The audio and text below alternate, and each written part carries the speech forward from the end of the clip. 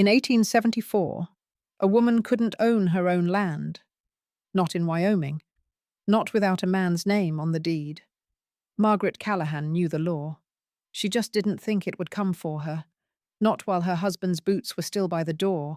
Not while she could still smell him in the house he died protecting. But the wolf doesn't wait for grief to finish. And the man who came to help her was the last man anyone in Red Hollow would have chosen. Which is exactly why she said yes. Margaret's story is a reminder that unjust laws don't break on their own. They break because one person stands up in a room full of silence and says, "Enough," and means it with everything they have. This channel exists to tell the stories that matter most, of the American West not as legend, but as life. Subscribe to this channel and join a community that believes in these stories. This content was carefully researched, developed, and manually edited by our team to deliver meaningful stories with valuable life lessons. Every narrative is crafted to entertain, inspire, and empower our audience. Thank you for being part of our community. That room smelled of stale tobacco and the kind of sweat that comes from making deals that ain't quite right. Margaret stood there, her knuckles bone-white from clenching her fists. She'd die before she let those men see her tremble. Judge Hawthorne never even looked at her.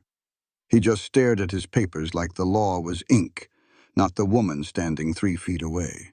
He cleared his throat and said the Territorial Property Statute of 1874 was clear. A woman could not hold the deed to more than 40 acres without a man to sign for her. I know what it says. Margaret's voice came out steady.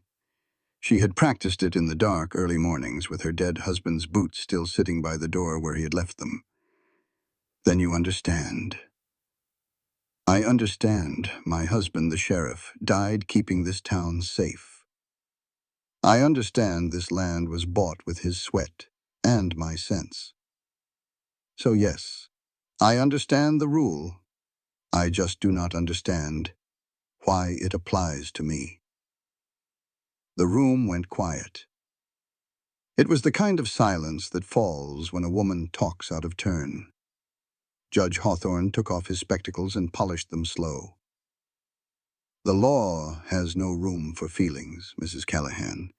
From the back, a chair groaned. It was Victor Crowley. He did not have to stand. When he shifted his weight, everyone felt it.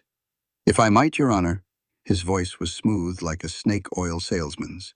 He said, the Callahan place is sitting on 412 acres right where the new railroad is coming through. Mrs. Callahan, bless her heart, has no crew and no legal right to keep it. He smiled at the judge, not at her. I have made a fair offer twice. Margaret turned to face him. You offered 12 cents an acre for land worth $3, Mr. Crowley. That is not a fair offer. That is just dressed-up thievery. A low rumble went through the crowd. Crowley's smile never wavered. I also offered you a job as my housekeeper, a good, respectable position. You offered me a jail cell with nice curtains. I offered you a way to survive, Mrs. Callahan, and I said no. The judge slammed his gavel. Enough. Mrs. Callahan, you have 14 days to find a man to legally take charge of this property. If not, she will not need 14 days. Every soul in that room turned. The big courthouse doors were open, and no one had heard a thing. A man stood in the doorway, filling it completely. His name was Luke Mercer. He wore a low-brimmed hat, and his face was all shadow and grit. His clothes were covered in dust, but it was his eyes that froze the room. They were cold and empty, the eyes of a man who had seen too much. Margaret had never laid eyes on him, but she knew the name. Every woman in the territory did. That's Luke Mercer, someone whispered. The butcher. Crowley's confident smile finally broke. Luke walked down the aisle, his worn-out boots hitting the floor with purpose. He stopped right in front of the judge, but did not take off his hat. Your Honor, he said, his voice like gravel. I am here for Mrs. Callahan. I am here to marry her. The whole room exploded. Margaret grabbed the rail to keep from falling. You do not even know me. I know enough, Luke said, still looking at the judge. Hawthorne leaned over. Mr. Mercer, you have a certain reputation. 3 dead men in Silver Creek, a bounty on your head. You expect this court to... The bounty is cleared, Luke cut in, placing a folded paper on the bench. A pardon from the governor. I scouted for the army and worked for the marshals for 4 years. Every man I put down was armed and aiming at me. The judge read the paper twice. Crowley jumped to his feet. "This is ridiculous. You cannot allow this." "I am a free man," Luke said, his voice still low and even, "and I am offering to become legal guardian of the Callahan land by marrying its owner. The law allows it." "The law does not say she has to marry a killer," Crowley spat. "It does not say she has to accept a thief either," Luke shot back, "and yet here you are." The room went dead silent. Judge Hawthorne looked at Margaret. "Well, Mrs. Callahan, the law is the law. If you agree to this marriage, the land stays yours." She looked at Luke Mercer, at the scar on his jaw and the heavy weight on his shoulders. He finally turned to her.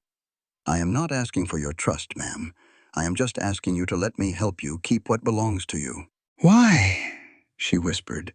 "Why would you do this for a stranger?"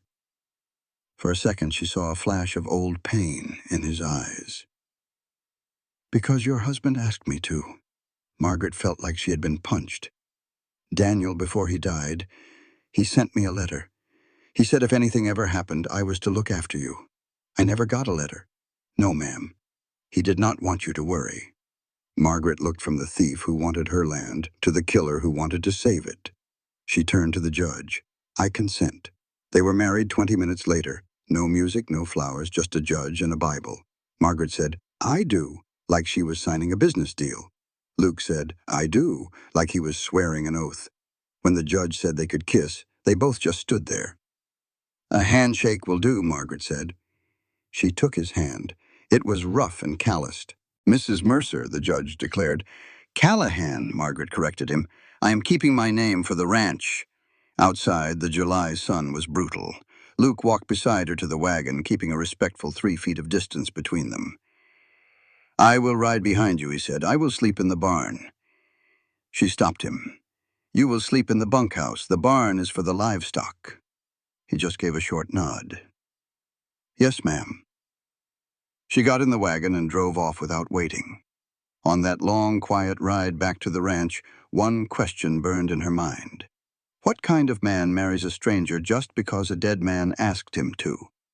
She did not have the answer yet, but she was about to find out. The first 3 days they did not speak a word, they just worked. Luke was up before the sun and did not stop until long after it set. Luke just got to work, mending things that were broken long before he arrived. He fixed the fence posts Crowley's boys had kicked down and dug out the silted-up irrigation ditch. He even rehung the big barn door that had been sagging for months. He never said a word about it. Margaret would just wake up and find something made right again. On the 3rd morning, she saw him at the well, his shirt off, hauling water. His back was a road map of old trouble, covered in pale, raised scars. Whip marks. A sound escaped her lips before she could stop it. He spun around, his eyes locking with hers in an instant. She saw shame clear as day. Not guilt for what he'd done, but shame for being seen. He reached for his shirt. She told him not to, that he had no reason to hide from her. He pulled it on anyway, buttoning it clear up to his neck. "With all respect, ma'am," he said, "you don't know what these are." She asked him to tell her. He just picked up the water bucket and walked past her. "Not yet," he said. On the 5th night, the heat was a fist clenched around the house, and Margaret couldn't sleep. She sat on the porch watching the dark. Luke came around the house, walking the fence line like he did every night, checking for trouble. He stopped when he saw her. He said he did not mean to bother her. She told him to have a seat. He sat on the far end of the steps, a good 4 feet away. "My husband Daniel never once said your name in 9 years, she said. Luke took off his hat. "He wouldn't have." "Why is that?" "Because I'm the kind of man a good man doesn't talk about with his wife. I did jobs for the marshals that weren't fit for polite company." She asked if he did them for Daniel. He was quiet for a moment. "I tracked a man once, outside Laramie. The fella had hurt a rancher's family bad. Daniel couldn't legally cross the line to get him, so he sent me." "And you found him?" "I did." Margaret waited for the rest. He didn't make it back alive, Luke said, leaving the words to hang in the hot night air. Then she asked him about the men in Silver Creek, the ones that earned him the name Butcher. They were slavers, he told her, running women over the border. Two drew down on me, the third came at me with a knife. He paused for a breath. I can't say I liked it, but I didn't hesitate. She asked if he should have.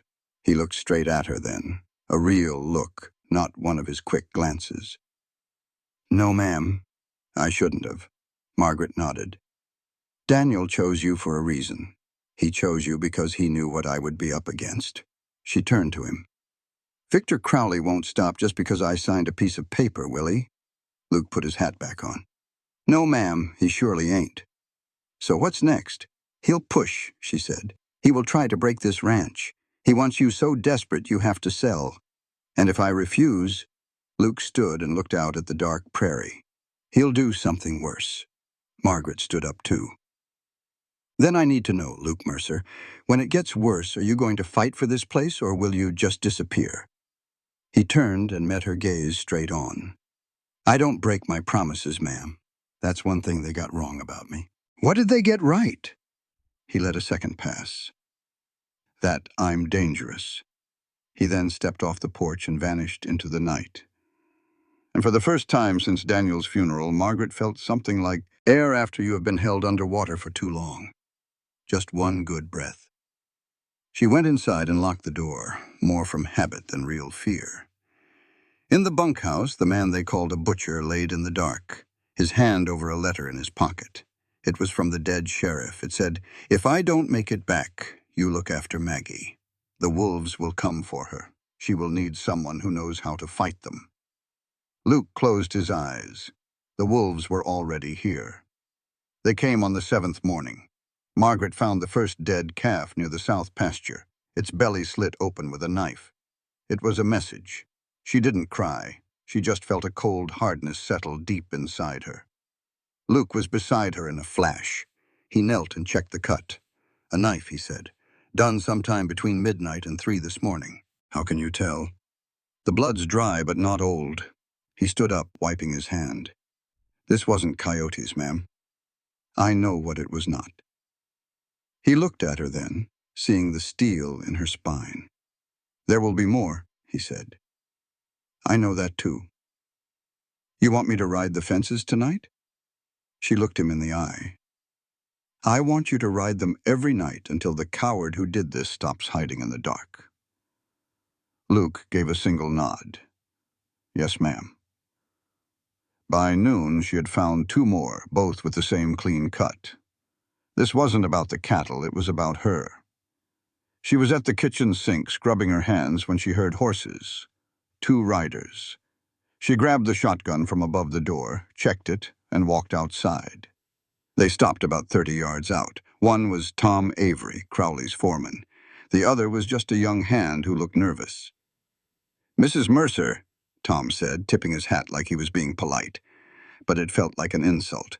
My name is Callahan, Margaret said flatly. State your business. Mr. Crowley sends his sympathies.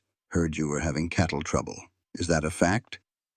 Predators get bold sometimes, he said with a smirk. Predators don't carry knives, Tom. His smile never faltered.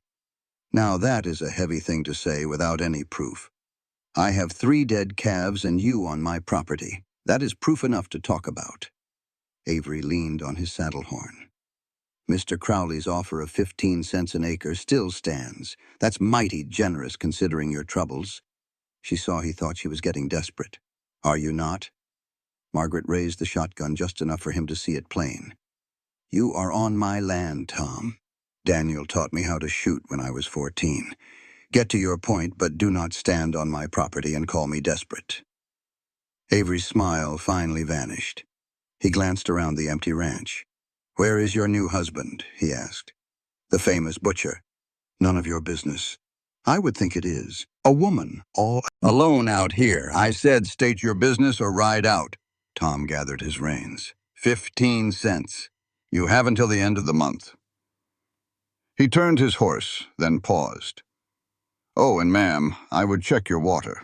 Wells can go bad in this heat. They rode away, leaving a cloud of dust.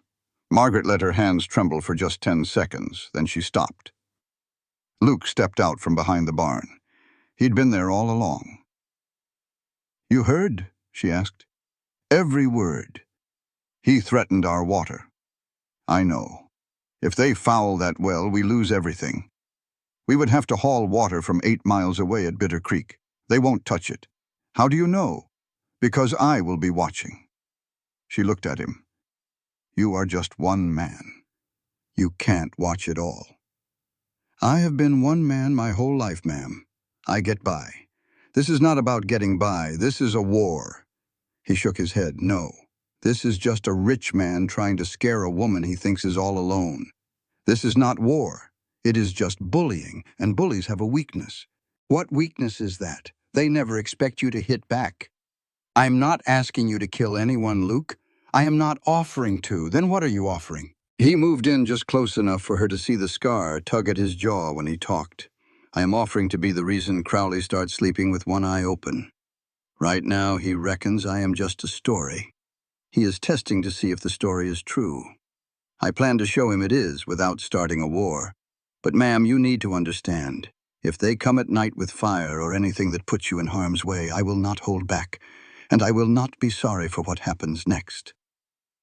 Her heart pounded in her throat. "Daniel would not have wanted you to kill for me. Daniel asked me to keep you safe. He did not say how." She looked out at the sun-scorched grass under a merciless sky. "Fine," she said, "but you answer to me, not to your own demons. You answer to me."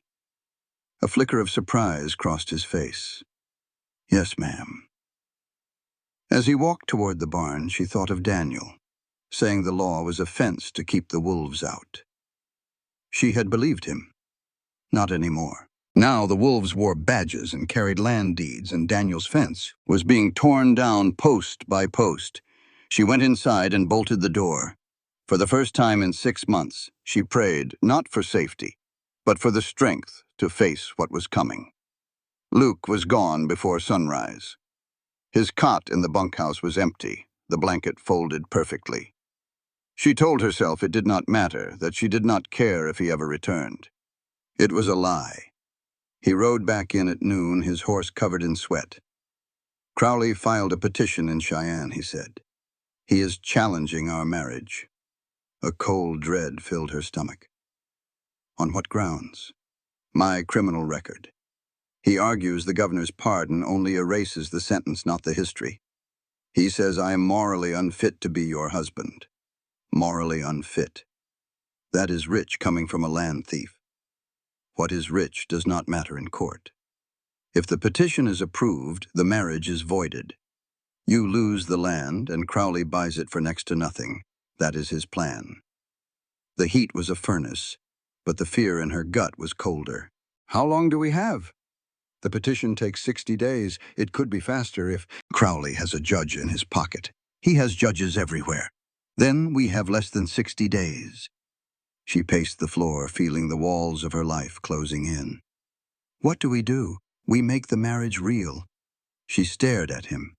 "Not like that," he said quickly, a rare blush coloring his weathered face. "I mean in public. We go to town, buy supplies. Let people see us as a married couple. If the town believes the marriage is legitimate, the petition is weaker. The town hates you. They are afraid of me. That is different, is it?" "Hate comes from knowing someone, ma'am. Fear just needs a rumor. We can give them a new story." She shook her head. "You want me to stroll through Red Hollow holding hands with the man they call the Butcher of Silver Creek. I want you to keep your land. If that takes holding hands, I will bear it." A bitter laugh almost escaped her. He saw the shadow of it, and the hardness in his eyes softened a little. "Fine," she said.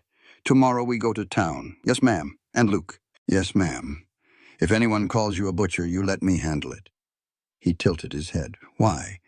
"Because if I'm going to be Margaret Mercer in public, then they will answer to me, not your fists." He studied her for a long moment. Then the corner of his mouth twitched into something close to a smile. "Yes, ma'am." Town was worse than she had expected. They rode in together, and every eye on Main Street followed them like a rifle sight. The whispers started immediately. She climbed down from the wagon, squared her shoulders, and walked into Patterson's general store as if she owned it. Luke followed, taking off his hat at the door. It was a small thing, but she saw it. Old Henry Patterson behind the counter turned pale when he saw Luke. "Mrs. Callahan, I mean." "Mrs." he stuttered. "Margaret is fine, Henry. I need flour, sugar, salt, and whatever Mr. Mercer here needs." Henry's eyes darted to Luke, who stood quietly taking up as little space as possible. "Just nails," Luke said. 10 penny, 2 pounds. Henry's hands trembled as he measured out the nails. Margaret felt a hot surge of anger that a grown man was shaking because another man had simply walked into his store. A voice called from the back. "Well, well, the widow and her pet killer." It was Rose Whitfield, the pastor's wife, and the town's unofficial busybody. "You have lost your mind, Margaret, bringing that man to town as if he were civilized." Luke did not move a muscle. "He is civilized, Rose," Margaret said. "More so than anyone in this town who watched my cattle get slaughtered and said nothing." Rose's face went stiff. "3 of my animals were killed on my property, Rose. Knifed. And not one person in Red Hollow asked if I was all right. Not your husband, not the sheriff, not you. That is not fair. Fair is a word for people who have never been truly tested." The store fell silent. Everyone was listening. "Your husband was a good man," Rose said. "The best sheriff we ever had. And you replaced him with," she gestured at Luke, "that." Margaret took one step closer. Her voice was now a low growl. "Daniel died protecting this town. He died believing in all of you. The minute he was gone, Victor Crowley came for his land, and none of you stood between me and that wolf, so do not you dare lecture me on my choices. I made the only one you left me." Rose stammered, then said, "I will pray for you, Margaret. Pray for yourself, Rose. You are the one who will have to live with doing nothing." Margaret paid for her supplies and walked out. Luke followed, carrying the flour sack as if it weighed nothing. At the wagon, he finally spoke. "You did not need my help in there." "No, I do not need you for many things." "Then why did you bring me?" Margaret took the reins and looked straight ahead. "Because you are my husband. And in this town that means something whether they like it or not." The silence on the ride home felt different. Halfway home, Luke broke it. "My commanding officer's name was Colonel Briggs," he said. Margaret kept her eyes forward. "She didn't push him for more. He made us clear out a settlement. Said Apache women and children were hidin' fighters." Luke's voice was level, telling a story he wished he could bury. "I said no. I told him that ain't what I signed up for. And then he had me whipped in front of the whole company. 30 lashes. I was gone by 22. Woke up tied to a wagon." Margaret's grip on the reins got tighter. "Another unit took care of the settlement. I heard it all from where I was tied up." He went quiet for a moment. "I tried to stop it, and I failed. That wasn't your fault, Luke." "Maybe so, but it's my burden to carry. The wagon wheels just kept on turning." "So that's why you kill?" she asked, her voice plain and honest. "No, ma'am. I kill 'cause some men leave you no choice. But every single time I hear those shots, and I have to wonder if I'm any different from them." "You are. How can you be so sure?" "'Cause the men who fired those guns, they sleep just fine." He looked over at her then. She could feel his gaze on her, warm like the sun on a hot day. "You remind me of him," Luke said, his voice low. "Of who?" "Daniel. He could see the good in people, even when they couldn't see it in themselves." Margaret felt a sting in her eyes and blinked it away hard. "He saw something in you," she said. "He saw a man who needed a reason to keep going." Luke was quiet for a good long while. "Well, now I have one." They rode the rest of the way in silence. At the ranch, Luke unloaded their things and they moved around each other like strangers trying to learn a new dance. That night, Margaret couldn't find any sleep. She sat on the porch in the dark, just like before. When Luke came by on his walk, he just sat down. Same spot on the steps, a few feet between them. Luke. Ma'am. My name is Margaret. There was a pause. Margaret. The way he said it, gentle as if the word was fragile. It stirred something deep inside her. Something she hadn't felt for a long, long time. Thank you, she said. For what you did when Rose, she was wrong. Dead wrong. I mean, about me. She wasn't wrong about the killing part. She was wrong about you. There is a big difference between what a man has done and what a man is. He took off his hat and held it with both hands. She noticed he did that when he was lost in thought, holding that hat like it kept him from floating away. Daniel used to say that, he said quietly. Then maybe it is time you started believing it. He looked at her, and in the starlight, she saw something in his face that was raw and frightening. He was afraid of her, not in a physical way. He was scared of her like a man is scared of the one thing that could save him. 'Cause being saved means you have to change, and that means letting go of the only man you know how to be. Good night, Margaret, he said. Good night, Luke. He stood and walked off into the darkness. She watched him go, thinking, Daniel, what in the world did you send me? Not just a protector, something far more complicated. A man she might actually come to trust. Inside, Luke sat on his cot and pushed his fists into his eyes. He could still hear her saying his name. It sounded like she was trying it on, seeing if it might be something she'd want to keep. He pulled out the letter and read it again. Take care of Maggie. I'm trying, Daniel, he whispered. Lord, I am trying. He put the letter back in his coat. The hot night air pressed in from all sides. Miles away in a big house with white columns, Victor Crowley read a report. The marriage looks real. Mercer is there and he is armed. The widow ain't cracking. Crowley tossed the report into the fireplace. He picked up his pen and wrote 2 simple words. Burn it. The night felt a whole lot darker after that. Margaret smelled it first. She shot up in bed, her lungs filling with a thick, awful smoke. For a second, her mind was blank. Then her throat seized up. Her eyes started to burn. The orange light creeping under her door told her all she needed to know. Fire! She scrambled out of bed, the floorboards already hot under her feet. She grabbed her robe and reached for the doorknob. The metal seared her hand. The pain sliced through the hazy smoke in her head. Luke! She screamed. But all she heard back was the hungry roar of the fire. The porch was gone, and the flames were chewing through the front of the house. She dropped to the floor and crawled toward the back. The hallway was pitch black with smoke. She knew this house by heart, every board, every turn she had taken in 9 years. The back door wouldn't budge. She slammed her shoulder into it again and again. The wood groaned, but held firm. The heat was pressing at her back, pushing her into a wall that refused to give. Luke! Then glass shattered, not from the fire. Someone was breaking the kitchen window. Hard. A pair of big bleeding hands reached through the broken glass, and Luke Mercer's voice cut right through the noise. Margaret, take my hands. She couldn't see a thing but felt his powerful grip lock onto her wrists, pulling her toward the window. I can't fit. You can, he said. I got you. She tucked in her arms and he pulled. Sharp glass cut into her side, but she was moving. She was getting out. She was outside, breathing smoky air. Then she was on the ground with Luke shielding her as the house behind them screamed. The beams popped and shrieked before the roof collapsed with a mighty crash. Margaret just pushed her face into the dirt and thought, everything is gone. Luke pulled her to her feet. His shirt was smoldering and his arms were covered in blisters. Blood dripped from his torn-up hands. Can you stand? He asked. Yes. Can you walk? Yes. Then let's walk. She walked away from the flames, and he walked right beside her.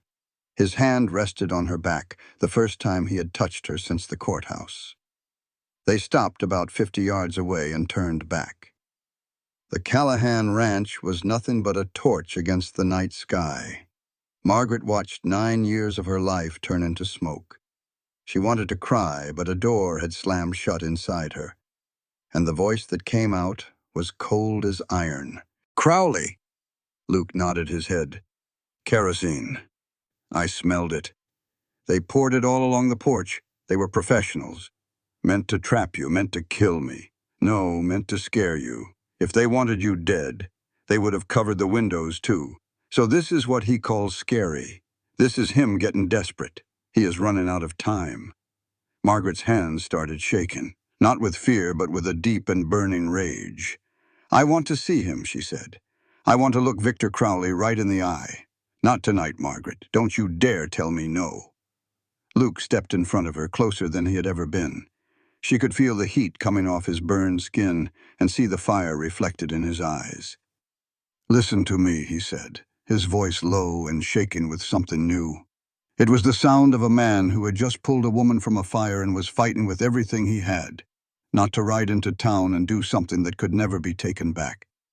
"If I go see Crowley tonight, I will kill him." "I know that. I know it like I know my own name. And if I kill him, all this we built is gone. The marriage, the land, your good name, all of it. He set fire to my home, I know. He burned everything that was Daniel's. The only picture I had for my wedding day. I know. And you want me to just sit here? I am telling you that the man who lit that match wants me to storm into town with a gun in my hand. He's counting on the butcher of Silver Creek showing up. He wants me to be every bad story they have ever told about me." Luke's jaw was a hard line. "And I am not giving him that satisfaction. Not tonight. Never." Margaret just stared at him. The fire roared behind them, sending sparks up into a black sky that did not seem to care one bit. "Then what are we going to do? We made it through the night. Tomorrow we fight him with our heads, not our fists." She was quiet for a long while before she finally nodded. They went to the barn. Luke made a spot in the hay with some horse blankets. Margaret sat, hugging her knees, just staring at nothing. Luke tended to his burns with cool water from the trough. She watched him peel the burned cloth from his arms without so much as a wince. He tore strips from his undershirt to wrap his hands, moving like a man who had patched himself up so many times it was second nature. "Let me see your hands," she said. "I am fine." "Let me see them, Luke." He held them out to her. She turned them over in the lantern light. The cuts from the glass were deep, 2 on his right palm, another across the knuckles of his left. She could see the white of a tendon under the blood on his right hand. "You need stitches. I have had worse." "That is not the point." She tore another strip from a blanket, wet it, and started cleaning the wounds. She was so gentle about it, he looked confused. He watched her hands on his like he had never been touched with care before. Like kindness was a strange new thing to him. "You came through a window on fire for me," she said quietly. "Yes, ma'am. Margaret. Margaret. Why not the door?" I tried. The porch was already gone. The whole front of the house was a furnace. The kitchen window was the only way in that was not pure flame. "You punched right through the glass." "I did. With your bare hands." There was not time to find a rock. She finished wrapping his right hand and started on his left. "You could have been killed." "I was not thinking on that." "What were you thinking about?" He was silent for a second. She felt his fingers twitch, not pulling away but holding on. "I was thinking that if you died in there, I would have failed 2 people, Daniel and you. And I have failed enough folks for 1 lifetime." She finished the bandage and tied it, but she kept hold of his hand. "You did not fail," she said. "I am alive. Your house is gone. A house is just wood and nails. I am flesh and blood, and I am still here." He looked down at their hands, hers small and his large and wrapped in bloody cloth. Both of them were shaking. "Margaret, do not you dare say you are sorry. Do not say it was your fault." She saw him building a wall behind his eyes. He shut his mouth. "Say something else," she urged. "Like what? Like what you are really feeling, not what you think you ought to feel. What do you feel right now in this barn with my house burning down behind us?" He pulled his hand away and put his fists on his knees. She saw his shoulders heave once, then twice. She realized she was watching a man tear down a wall he had spent 34 years building. "I am scared," he said. The words came out rough and broken, not of Crowley, not of the fire. "I am scared I will do something that will make you look at me the way everyone else does, like I am a monster." His voice cracked. "I am scared one day you will wake up and see what I really am, and wish you had just taken Crowley's offer instead. Luke, I have killed 11 men, Margaret. 11. Some of them needed killing. Some, maybe not. And I carry every single one of them with me every day. And I cannot set them down. Because if I do, I have to admit I am the kind of man who can carry them at all." She did not say a word. She let his confession hang in the air between them. Then she moved. She closed the 4 feet of distance they had always kept between them since the courthouse. She sat right beside him, shoulder to shoulder. She could feel his warmth, not from the fire, but from him. "I am not going to look at you like that," she said. "Not now, not ever. You do not know that. I know a monster does not run into a burning building for someone else. I know a monster does not lose sleep over the men he has killed. And I know a monster does not sit in a barn with bloody hands and admit to a woman that he is scared." She turned to look at him. "You are not what they call you, Luke Mercer. You are what you choose to be. And tonight, you chose me." He looked at her and she kissed him. It was not a gentle kiss. It was the kiss of a woman who had lost everything but had just found the one thing worth keeping. He froze for just a second, and she thought she had made a terrible mistake. Then he kissed her back. His bandaged hands came up to hold her face, steady and careful. It was like he was holding something he had been searching for his whole life and was terrified he might break. Margaret felt the wall between them just melt away. She pulled back and rested her forehead against his. "I did not plan on that," she breathed. "I know. I am not sorry. I am not asking you to be. Good." She looked right at him. "Because I am going to need you tomorrow. All of you. Not the man you show the world. Not the butcher. You." "What happens tomorrow?" "Tomorrow we go to war." His eyes searched hers, and he found something there he could believe in. "Together," he said. She nodded once, the way a person does when they have made a choice there is no turning back from. They sat there in the barn while the fire finally gave up, settling into a pile of embers. They hadn't slept, and there was little to say. Margaret rested her head on his shoulder, and he wrapped an arm around her. It was an awkward gesture, like he was remembering how to do something he'd given up on long ago. Through the barn door, they watched the last of the flames die. She barely caught him when he whispered, "I don't deserve this." She didn't argue. She just moved closer and said, "Neither did I. But here we are." The sun came up looking red and mean. Standing before the ruin of her home, Margaret took stock of what was left. The barn stood, as did the well and the hay shed. She still had 60 head of cattle, and a husband with bloody hands and a heart that was bigger than his reputation. And she had rage. Luke was already by the horses, armed not with a gun, but with papers. He'd been gathering them for a while, land surveys and tax records. "Where'd these come from?" she asked. He told her every one of Crowley's 12 land purchases in the last 3 years had a story behind it. Always a fire or poisoned water. It was the same pattern every time. A rancher would sell, and Crowley would buy. He admitted he'd been collecting proof since before they were married, all because of a second letter from Daniel. A second letter? Luke handed her a worn envelope. She knew Daniel's handwriting anywhere, the way his capital R's leaned to the left. The letter was a warning. Daniel had found evidence that Crowley and Judge Hawthorne were crooked. He wrote that if anything happened to him, the proof was in the floor safe under the kitchen. The combination was her birthday. He pleaded, "Don't let him take the land. Don't let him take her."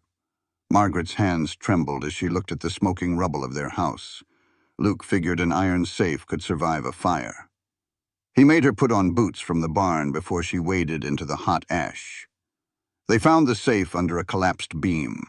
Luke, with his burned hands, muscled the timber out of the way. Margaret knelt and turned the dial to her birthday, March 17th, 1952. The lock clicked open. Inside was a leather folder, singed around the edges but safe. It held land documents with forged names and bank records showing payments from Crowley to Judge Hawthorne. There was also a sworn statement from a man who saw Crowley's crew set a fire on another ranch 18 months prior. "Daniel knew everything," Margaret whispered. "He was building a case against him." Luke's jaw was tight. He was building a case until somebody made sure he couldn't finish it. She looked at him, confused. "What are you saying?" He explained that the drifter who supposedly shot her husband was never found because no one bothered to look. Victor Crowley had more reason than anyone to want Daniel Callahan out of the way. The truth hit her hard. She always believed Daniel was killed in a random robbery. Luke shook his head, saying nothing about Crowley was ever random. She clutched the folder to her chest, her eyes burning with fury instead of smoke. "You think Crowley killed my husband?" "I think he paid to have it done," Luke replied. "And I think the proof is right there in your hands." Margaret stood up, her legs feeling weak. A 6-month-old scream of grief and rage finally rose in her throat. "Then we finish this," she said, her voice steady. "We ride into Red Hollow today and show these papers to everyone. We will burn Victor Crowley to the ground." Luke corrected her. They couldn't go to the town because Crowley owned it. They had to go over his head to the territorial marshal in Cheyenne. That was a 3-day ride. He suggested a better way. They could send a telegraph from Hayden, a town 20 miles east where Crowley had no influence. Margaret looked at the scarred, broken man standing in the ashes of her life, offering her a way to fight back without a single bullet. "You planned for this, didn't you?" He admitted he knew Crowley would push, but not this hard. He was just trying to keep his promise to Daniel to protect her. "Then let's ride," she said. They saddled the horses. Margaret changed into Daniel's old work clothes, the only outfit she had left. She tucked the folder of evidence inside her shirt. Luke loaded his revolver. "I thought you said no bullets," she remarked. He answered, "I said I wouldn't start a fight. I didn't say I wouldn't finish one." They rode east under a brutal morning sun, across an open prairie with nowhere to hide. And soon enough, someone came looking for them. 3 miles out, she heard the pounding of hooves behind them. 3 riders were coming up fast, kicking up a cloud of dust. "It's Crowley's men," Luke said calmly. "What do we do?" He didn't change his pace. He just kept riding steady and said, "Trust me." Margaret felt for the folder tucked in her shirt. It was Daniel's last fight, and she and the outlaw he trusted were the ones fighting it now. The sound of the horses grew louder. Margaret Callahan, a widow and a rancher, leaned low over her horse and rode harder. The first bullet whizzed past her ear so close she felt the heat. Her horse spooked, but Luke reached over and grabbed the bridle, steadying it without missing a beat. "Stay low and don't stop," he yelled. A second shot hit the dirt a few feet to her left. She pressed herself against her horse, the folder of evidence digging into her ribs. Luke drew his revolver but didn't aim or turn. He just held it at his side. "Aren't you going to shoot back?" she screamed. "Not yet," he said. "They're just trying to scare us. Crowley wants the papers, not our bodies." A third shot ripped through the air between them. This one was no warning. It tore through the back of Margaret's saddle, the impact jarring her to the bone. In one smooth motion, Luke turned and fired a single shot. The hat of the lead rider flew off his head, a clear message sent. The men pulled their horses to a sudden stop. Luke holstered his gun and spurred his horse on. "Now we ride," he said, "while they're still thinking about it." They rode until their legs burned and their lungs ached, until the sound of the riders faded completely. They didn't slow until they saw the rooftops of Hayden on the horizon, with a single telegraph wire cutting across the blue sky.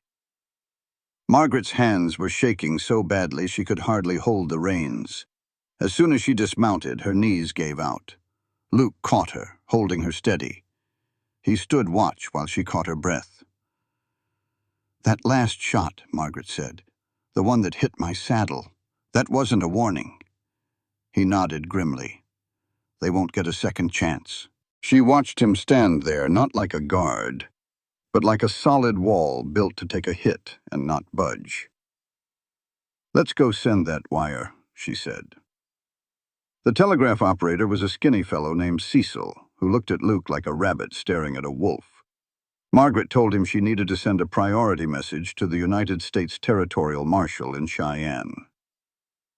Cecil noted that a priority message on a government line would cost double. "Charge me double then," she said. She kept the message short and to the point, just as Daniel had taught her. She detailed the evidence of land fraud and corruption against Victor Crowley and requested an immediate investigation, signing it as the widow of Sheriff Daniel Callahan. Cecil's hand froze. He looked up and said, "I knew Daniel. He was a good, honest man. I'm real sorry for your loss." He looked down at the message about Crowley, then was quiet for a moment. He opened a drawer, pulled out a second form, and began to copy the message. "What in the world are you doing?" Luke asked. "I'm sending a second wire to the federal office in Denver," Seal said, his fingers tapping the key with a new determined rhythm, "just in case the one to Cheyenne gets lost."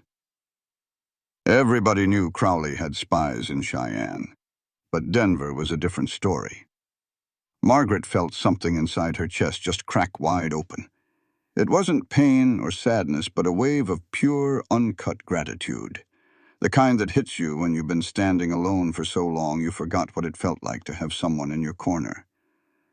"Thank you, Seal," she breathed. "Don't thank me yet. Thank me when they slap the irons on that son of a—" He stopped short. "Begging your pardon, ma'am. I've heard a whole lot worse today." Seal finished up and handed Margaret a receipt. "Cheyenne usually takes about 48 hours to answer. Denver might be quicker." "We don't have 48 hours, Luke said flatly. "Then I'd find a safe place to lay low," Seal warned. "Because if Crowley learns you sent this, he ain't going to be sending warning shots next time." Margaret tucked the paper into her folder, holding it tight against her. "We're headed back to Red Hollow," she announced. Luke stared at her. "That ain't safe. My land is there, my cattle are there. Everything I own that didn't go up in smoke is in Red Hollow. I'm not going to hide out while that man finishes the job." Her voice was pure steel. "I'm going home, Luke. You can come or you can stay, but I'm going." He just looked at her for a long moment, then settled his hat on his head. "I'm coming with you." The ride back was slower, under the full scorch of the July sun in Wyoming territory. It was the kind of heat that seeps right into your soul and drinks you dry from the inside out. Margaret's lips were cracked. Her burned hand ached something fierce, and her hip bled where glass had sliced her. But she never complained. She just rode on, straight and steady. Luke rode beside her, his eyes scanning the empty horizon. The riders they'd seen that morning were gone. "They'll find out about the telegram," Margaret said, her voice raspy. "Seal won't say a word, but word gets around in a town like Hayden." "So what's the plan when we get back?" "We make Crowley come to us, on our land. What's left of it, anyway." "The barn is still standing," Luke reminded her. "The well's good, and the cattle are alive." He paused, his gaze softening just a bit. "And you're still alive, that's what matters." "You keep saying that, 'cause you keep forgetting it." A ghost of a smile touched her lips, but it vanished before it reached her eyes. He saw it, though, and deep inside that hard man, something gave just a little. They rode into Red Hollow as the sun went down. The town felt different. Margaret knew it the second they hit Main Street. Folks were watching them from behind curtains and in shadowed doorways. It wasn't hate in their eyes this time. It was fear, not of Luke, but of what was coming for all of them. Old Henry Patterson came out of his general store. He didn't speak, just gave a short, sharp nod. The kind a man gives when he's picking a side but ain't ready to shout about it. Down the street, Dr. Ellen Whitaker stood outside his office. He took one look at Margaret's burned hand, the bloodstains, and the soot. "Mrs. Callahan, you need a doctor." "I need a lot of things, Doc. A doctor is about third on my list." "What's first?" "Justice," she said. "Second is a drink of water." If you've got water, I'll take that now. We can work on justice come morning." He brought out 2 canteens. Margaret drained one and Luke took the other. "I saw what was left of your house," the doctor said quietly. "Rode out there after I heard. Margaret, that fire was no accident. I know who did it. Everybody in this town knows. The real question is, who's got the grit to say it out loud?" Margaret looked him square in the eye. "Do you?" Dr. Whitaker stroked his beard. He was a man who'd spent a lifetime staying out of other people's fights. "Daniel was my friend," he said at last. "He was the best friend I had here, and I've been nothing but a coward since he passed. I looked away when Crowley forced the Dawsons out. I kept my mouth shut when the Millers got run off. I told myself it wasn't my fight." The old doctor stood up a little straighter. "Well, it's my fight now." "What changed your mind?" "He tried to burn you alive in your own home, Margaret. That ain't business. That's murder." He then turned to Luke. "And Mr. Mercer, I owe you an apology. I heard the stories about you, and I believed them." "Most of them are true," Luke said quietly. "Maybe so," the doctor replied. "But the one that says you're a monster, that one's a lie. A monster don't pull a woman from a burning house." Luke didn't say anything, but Margaret saw him swallow hard, like he was finally clearing something that had been stuck in his throat for years. News travels fast in a small town. Before the night was over, 3 more folks showed up at the barn, which was the only roof Margaret had left. Sarah Brennan, a widow whose husband's store was bought for pennies by Crowley after a suspicious fire. Tom Harding, a rancher whose water rights had been stolen right out from under him. And then, to Margaret's surprise, the pastor's wife, Rose Whitfield, walked in, her head bowed. The righteous pride she always wore was gone, replaced by a deep shame. "I came to ask for your forgiveness," Rose whispered. "You don't have to." "Oh, yes, I do. I called your husband a killer, all while the real killer was buying my silence with donations to our church. Victor Crowley gave $600 to the building fund.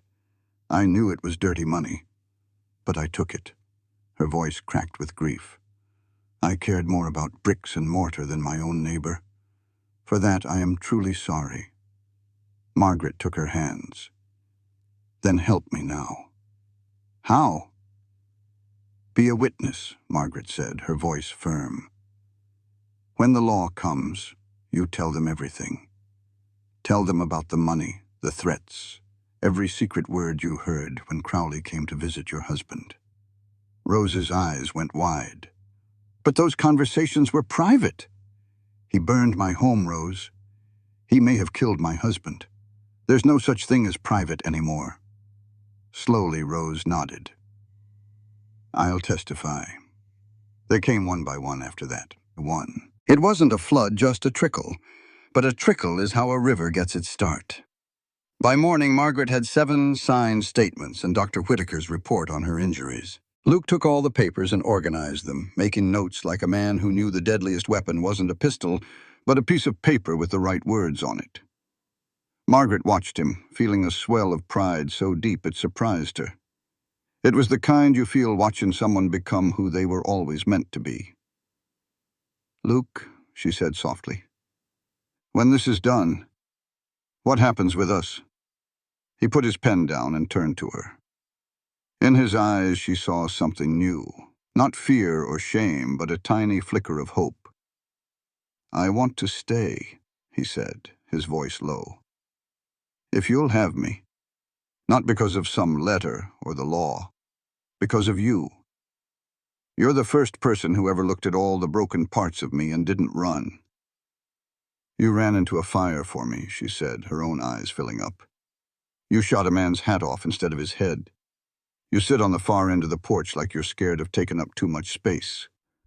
She took a step closer. "And Luke Mercer, I need you to stop sitting so far away." He crossed the barn in 3 long strides and cupped her face in his hands. "I'll rebuild your house," he vowed. "Our house," she corrected him. Our house, he agreed. And Luke? Yeah? You take up exactly the right amount of space. He kissed her then, not with the fire and anger of the night before, but with a gentleness that promised a new beginning. It was a kiss that said, I'm here, and I'm staying. On the third day, the United States Marshal rode into town. Thomas Beck arrived with 4 deputies and a federal warrant. As their horses clopped down Main Street, a deep silence fell over Red Hollow. Every door shut, every curtain was drawn. The whole town was holding its breath. Beck was a tall man with a big white mustache and the tired eyes of someone who'd seen too much bad in the world. He swung down from his horse in front of what was left of the Callahan Ranch and took off his hat. Mrs. Mercer, it is Mrs. Callahan. The land still carries my first husband's name. The Marshal, Beck, nodded. Ma'am, I got your wire. I also got one from Denver and 6 other statements sent from the Hayden Telegraph office by a Mr. Cecil Watts. He seems mighty motivated to see justice served. Margaret almost smiled, thinking of Cecil. I have evidence, Margaret said, handing him Daniel's folder. My husband, Sheriff Daniel Callahan, put this all together before he was killed. It details land fraud, bribery, and arson. I believe, her voice hitched, I believe Victor Crowley ordered my husband's murder. Beck opened the folder and read. His face did not change, but his jaw got tighter with every page. This is solid work, he said. Your husband was a fine lawman. The best. We will need to check all this. I have 7 sworn statements, she said, and witnesses who will testify about Crowley's threats. Beck closed the folder and looked over at Luke. And you are Luke Mercer? Yes, sir, the butcher of Silver Creek. Luke did not even flinch. That is what they call me. I know what they call you. I also know what a governor's pardon says. And I know that 3 of the men you killed back in Silver Creek were on a federal wanted list. Beck stuck out his hand. You did the marshals a service, Mr. Mercer. Luke shook his hand and said nothing. But Margaret saw his shoulders relax just a little, like a heavy weight had finally been seen by someone who understood it. Beck turned to his deputies. Ride on over to Crowley's ranch. Serve the warrant. If he gives you trouble, arrest him. But they did not have to. An hour later, Victor Crowley rode into town all by himself. He got off his horse in the middle of Main Street and looked straight at Margaret. This is a mistake, he said. Whatever this woman has told you, Marshal, is a lie. Mr. Crowley, Beck said, you are under arrest for land fraud, arson, and conspiracy to commit murder. Murder? That is just ridiculous. We got our hands on Judge Hawthorne's financial records this morning. He got real cooperative when we mentioned federal prison. He named you as the man who paid for the death of Sheriff Daniel Callahan. The whole street went dead silent. Margaret felt the solid ground beneath her feet shift, not her eyes on the road. The suspicion she had held for months became a cold, hard fact. Victor Crowley had paid to have her husband murdered. She did not stumble. Her voice did not crack. She stood on the very street Daniel had protected and faced his killer. You killed him, she said. Crowley's composure cracked just a little. He was in the way, he said. The casual cruelty of it hit Margaret harder than a physical blow. He was my husband. He was the best man in this town. And you killed him because he was in your way. A railroad is worth nothing next to a man's life. You will spend the rest of yours understanding that. Crowley's man stepped forward, and Crowley's hand drifted toward his coat. Do not, Luke said. The single quiet word carried more weight than a gunshot. Crowley's hand froze. I would not, Luke said. Not today. Not in front of her. Crowley looked at Luke, at the scars, at the eyes that held 11 dead men, and the will to not make it 12. You are a killer, Crowley said. I was. But that woman showed me something tougher than pulling a trigger, and that is choosing not to. Beck's men moved in and put Crowley in cuffs. As they led him away, he looked back at Margaret. He sneered. Your first husband was a fool, and you went and married another one. Margaret stepped right up to him. Her voice was steady, forged from 6 months of grief into pure steel. She said, "My husband was a hero, and the man I married is the bravest soul in this territory. You don't get to say their names. Not today. Not ever." Crowley just stared. They hauled him off. For a long moment, the whole street was silent. Then doors creaked open. People came out onto their porches. Old man Patterson crossed the dirt road and shook Luke's hand. Dr. Whitaker put a comforting arm around Margaret. And Margaret Callahan, a widow who became a fighter, felt something she had almost forgotten. It was not victory. It was not relief. It was justice. The kind that honors what you lost and promises that those who did wrong will answer for it. She reached for Luke's hand, and he held it tight. And for the first time in a long time, the town of Red Hollow did not look away. That night, Margaret did not sleep. But it was not from sorrow. It was a restless, new feeling, like a seed finally breaking ground. She sat on a hay bale in the barn, which was her home now. In her lap was Daniel's folder. She read the note he had written on the inside cover, one she'd been too busy just trying to survive to even notice before. It said, "Maggie, if you are reading this, I am gone. I am sorry I did not tell you how bad things were. I thought I could fix it myself. I was wrong. You were always the strong one." She pressed the paper to her lips. "I proved it," she whispered to the quiet barn. "I hope you saw." Luke found her there when the sun came up. He stood in the doorway holding his hat. He did not say a word until she looked up at him. "Marshal Beck wants to see us," he said. "Both of us. At the town hall." "What time?" she asked. "Right now." Margaret stood up, brushing hay from the trousers she wore. They were still Daniel's. She wore his shirt, too, keeping him close because it was all she had left. "Margaret," Luke said softly, "you all right?" She looked at the fresh burns on his arms and the bandages on his hands she had wrapped herself. "I do not know what I am," she said, "but I am still standing. For now, that is enough." They rode into town together. But this time folks did not stare or turn away. Henry Patterson waved from his general store. Dr. Whitaker tipped his hat. A young mother holding a baby said, "Morning, Mrs. Callahan. God bless you." Margaret felt a lump in her throat and nodded back. The town hall was full. Every seat was taken, with people standing along the walls. The whole of Red Hollow was packed into that room. It smelled of dust and sweat and something else. It was shame. The kind a town feels when it knows it watched a good woman suffer and did nothing to help. Marshal Beck stood at the front. Next to him was a man in a clean suit who clearly was not from around here. "Mrs. Callahan," Beck said, "Mr. Mercer, thank you both for coming."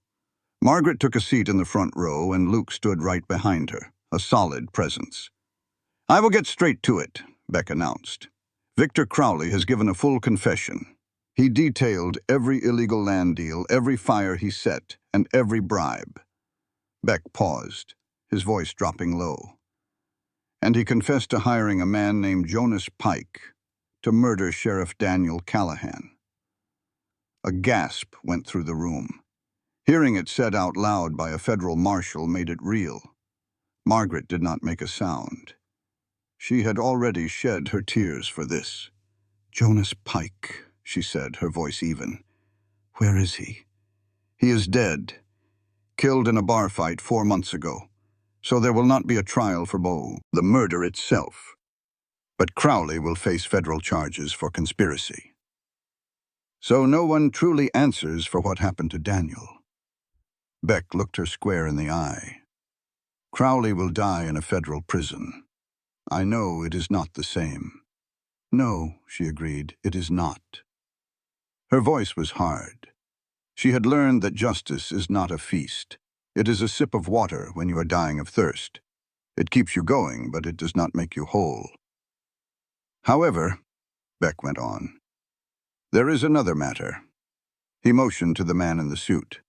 "This is Arthur Wynne, from the Territorial Land Commission." Mr. Wynne stepped forward, holding a document. "Mrs. Callahan," he said, The government has reviewed the 14 properties Mr. Crowley stole these last 3 years. The governor has issued an order. All that land will be returned to the rightful owners or their families, and money from Crowley's assets will be used to help everyone rebuild. Margaret just blinked. You are saying I get my land back? Ma'am, the man said gently, the land was always yours. The law just took a little while to catch up.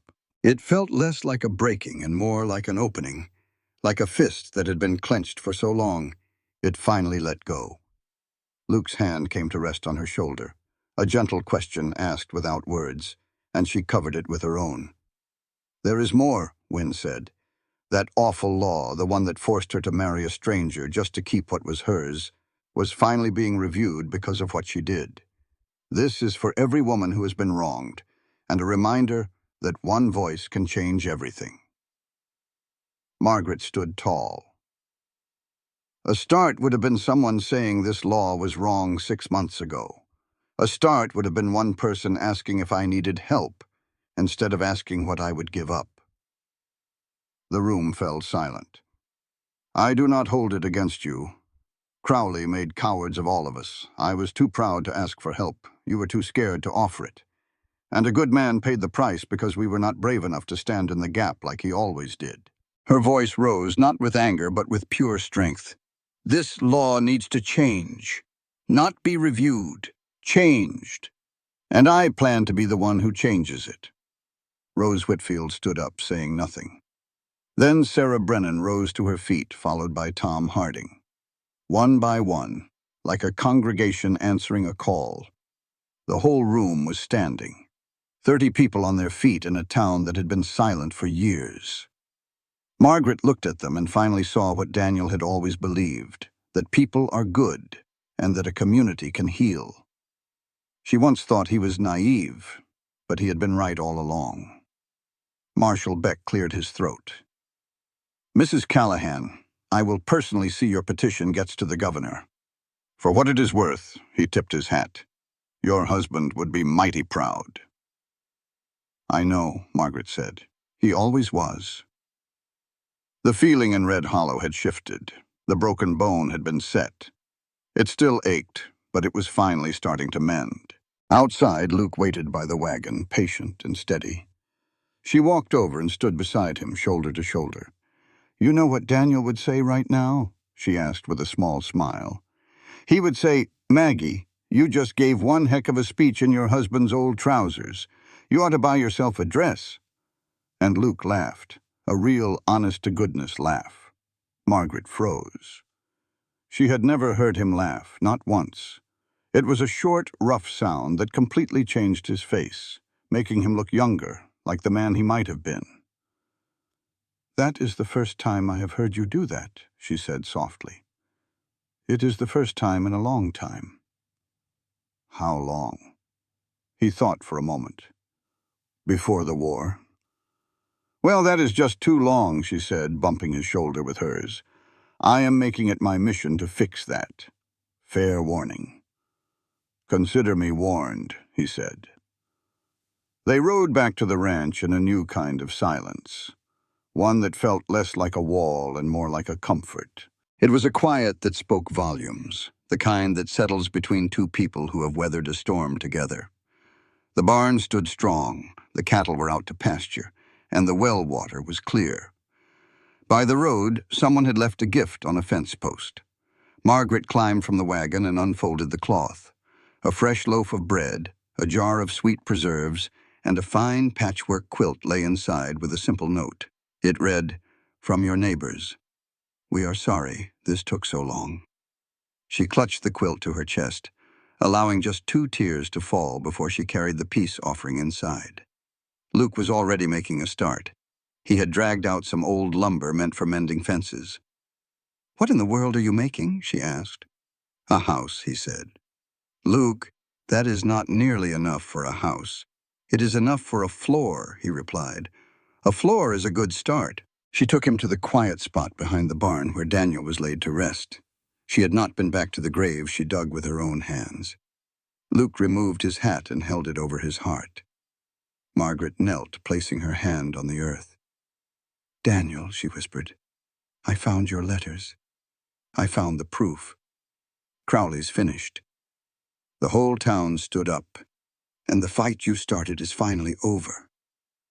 She took a steadying breath. "I need you to know about Luke. You sent him here, and you were right to trust him. He is a good man, Daniel. A better man than he knows." Her voice caught in her throat. "And I have come to love him. It is not the same as my love for you. Nothing will ever be that. But it is something true and real. And I truly hope, you would want that for me." She stood up, brushing a tear from her cheek. Luke was just looking at her, his face an open book of raw emotion. "Did you mean what you said?" His voice was hoarse. "About loving me?" "I do not say things I do not mean anymore, Luke.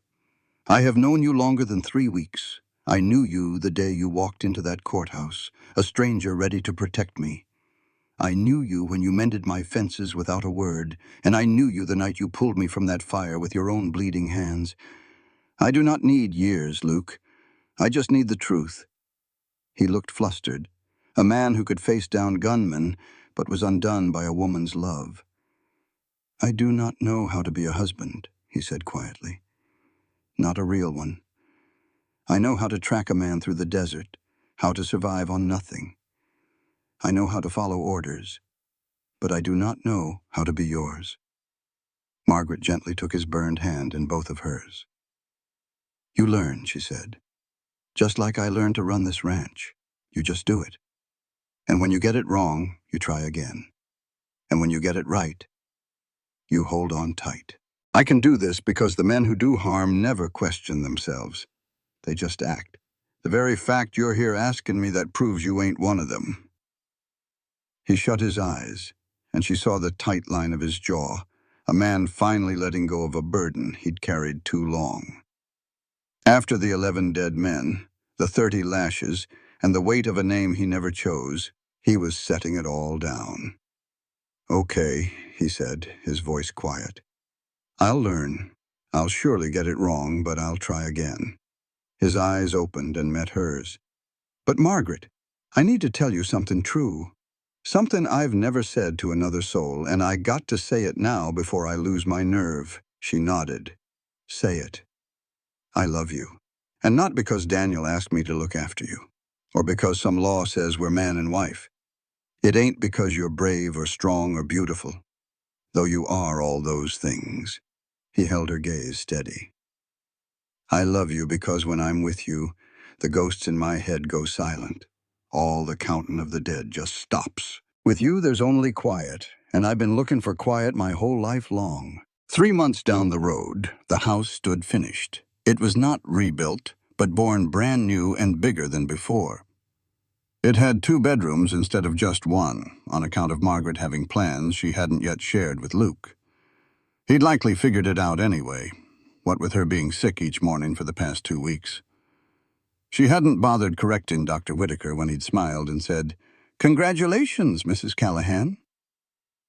Instead, she'd gone home and sat on the new porch. Luke built it with his own 2 hands, helped by 12 neighbors who showed up one Saturday with lumber, nails, and a quiet need to make amends. She looked out over the land that was finally, legally hers, with her own name on the deed. The territory government had thrown out that old law. Margaret's own testimony, delivered right in Cheyenne, had been the thing that turned the tide. Luke once said she looked beautiful in the blue cotton dress she wore that day. She told him he just looked plain terrified. He admitted he was, but not of the lawmakers. He was spooked by the 50 women in the gallery looking at him like he was some kind of hero. "I ain't no hero," he'd mumbled. She had smiled at that. "You married a widow to save her ranch, pulled her from a fire, and helped take down the most powerful man in Wyoming. What do you call that?" He'd shrugged. "Tuesday." A real smile had touched his face then, the kind that reached his eyes and decided to stay a while. The governor had even sent a letter, a formal piece of paper saying Wyoming Territory saw Luke Mercer as a man of honor. Luke read it just once, then folded it and tucked it in his pocket alongside Daniel's letters.